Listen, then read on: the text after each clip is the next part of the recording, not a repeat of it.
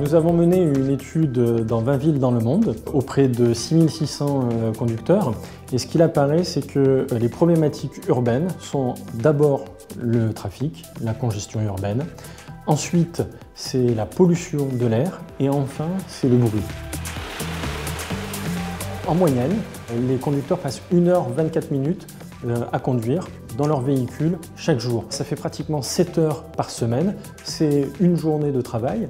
Il y a un enjeu à la fois pour les entreprises et aussi pour les pays, les villes, pour augmenter la compétitivité des entreprises.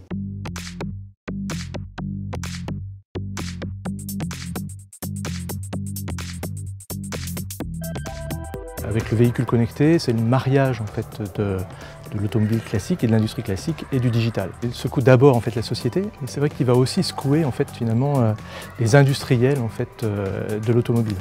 Parce que l'un des enjeux pour eux va être de passer d'un métier d'industriel à un métier de service. Le véhicule connecté va se traduire par des services qu'on va acheter avec le véhicule. Et ça veut dire qu'il faut adapter le mode de production et l'organisation des constructeurs.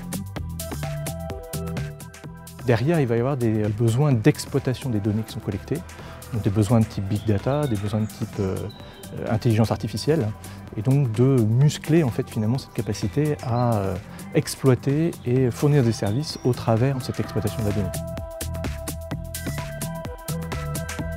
Pour nous, pour Navia, oui, ce véhicule existe déjà, enfin ces véhicules existent déjà. Nous avons déjà plus de 50 véhicules qui tournent à travers le monde et ils fonctionnent très bien. Ce sont déjà des véhicules qui donnent une expérience passager très intéressante. Ces véhicules sont interconnectés entre eux, interconnectés aussi avec la cité, ce qu'on appelle Smart City. Et justement, nous nous sommes efforcés à construire des véhicules qui donnent une expérience aux passagers qui soit la plus agréable possible. Vous avez la possibilité d'avoir accès à d'autres services que ceux proposés habituellement dans les modes de transport classiques.